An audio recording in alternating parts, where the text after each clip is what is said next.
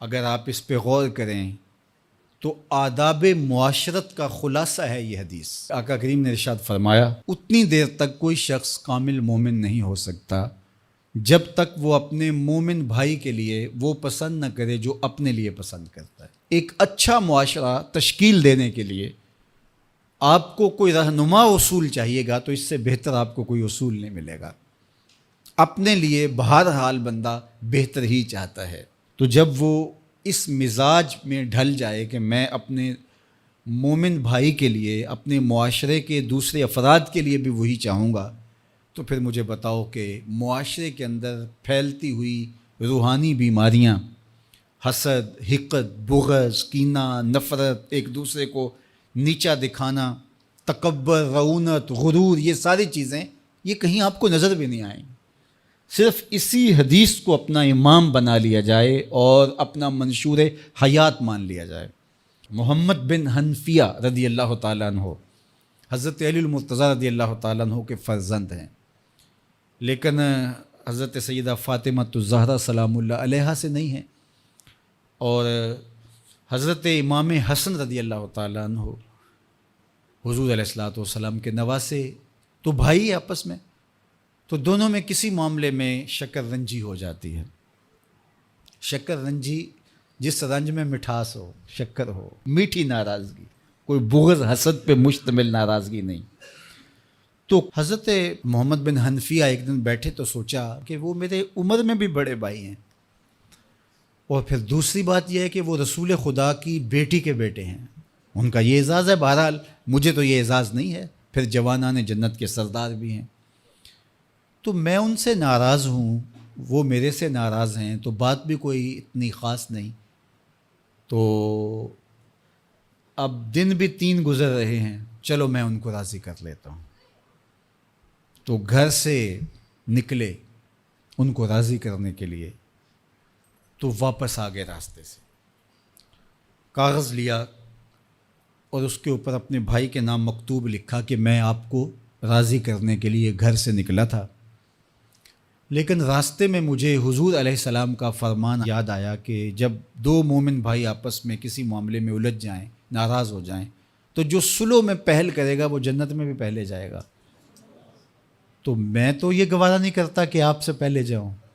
تو میں ناراض ہوں، آپ آئیں اور مجھے منائیں۔ تو حضرت امام حسن نے خط پڑھا اور مسکرانے لگے، اور آپ تیزی کے ساتھ تشریف لائے اور اپنے بھائی کو کہا اچھا مان جاؤ پھر، تو وہ مننے کے لیے تو پہلے ہی تیار تھے نا۔ تو جب آپ اپنے مومن بھائی کے لیے وہ پسند کریں گے جو اپنے لیے پسند کرتے ہیں، تو پھر زندگی گزارنے کا مزہ آنے لگے گا۔ نفس روکتا ہے یہ چیز میرے پاس ہے اس کے پاس نہ ہو، یہ اعزاز میرے پاس ہے اس کے پاس نہ ہو، اور اس کی ایک اپنی لذت ہے اور وہ مادی لذت ہے، اور ایک ہے باطن کی، روح کی لذت۔ تو روح کی لذت نفس کی لذت سے کہیں زیادہ اور کہیں دیر پا اور کہیں مختلف ہے۔ اس لیے جب آپ قربانی دیتے ہیں، ایثار کرتے ہیں یا کسی کو ترجیح دیتے ہیں، تو اس کی جو روحانی لذت ہے، آپ کو بھوک لگی ہوئی ہے، تو آپ کو ایک روٹی مل گئی ہے، تو آپ کو ایک ایسا شخص نظر آیا جو آپ سے بھی زیادہ بھوکا ہے، اور آپ کسی نمائش کے لیے نہیں، محض اللہ کے رضا کے لیے اس کو روٹی دے کر کے دیکھیں، خود بھوک کاٹ کے دیکھیں، وہ مرغن کھانوں میں سرور نہیں آئے گا جو اس بھوک میں لطف آپ کو آئے گا۔ تو حضور علیہ السلام کا یہ فرمان اپنے عمل کا حصہ بنا لیں، اور اپنے بھائیوں سے، جو خونی رشتے سے جڑے ہوئے بھائی ہیں، وہاں سے شروع ہو کر کے پورے معاشرے کے اندر اس کا عملی نفاذ کریں۔ آپ کو اتنا سرور آئے گا اور باطن میں اتنا نور آئے گا، اور اس قدر معاشرے میں خوبصورتی کی بنیاد پڑے گی۔ اور اگر ہم آج اس حدیث کو اپنے لیے خضر راہ بنا لیں تو یہ اس پہ عمل کرنا کوئی مشکل نہیں ہے۔ یہ آپ ابھی سے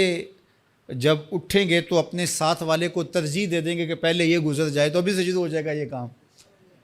تو یہ آپ گھر میں اپنے بچوں کے ساتھ، اپنی بیوی کے ساتھ، روزمرہ کی زندگی میں جہاں ملازمت کر رہے ہیں، کاروبار کر رہے ہیں، جن دوستوں کے ساتھ کھیل رہے ہیں حتیٰ کہ، تو یہ وہ چیز ہے کہ اس کا آغاز عمل سے پہلے سوچوں سے شروع ہو جاتا ہے کہ آپ کسی کے لیے اچھا سوچنا شروع کر دیں. جو اپنے لیے سوچتے ہیں وہ اپنے بھائی کے لیے بھی سوچیں. ہمارے بزرگ فرمایا کرتے تھے کہ کسی کے ساتھ دوستی کا ایک حق یہ بھی ہے کہ اس کی آخرت کے لیے سوچا جائے کہ یہ میرا دوست ہے تو دنیا میں میرے ساتھ ہے تو حشر میں بھی جنت میں میرے ساتھ ہو. تو اس کی ہدایت کے لیے اگر نماز نہیں پڑھتا تو اس کو نماز کی طرف لے کر آئیں. اگر اس کے معاملات کے اندر خرابیاں ہیں تو ان کو دور کرنے کی کوشش کریں اور اس کو آہستہ آہستہ اچھائی کا خوگر بنا لیں.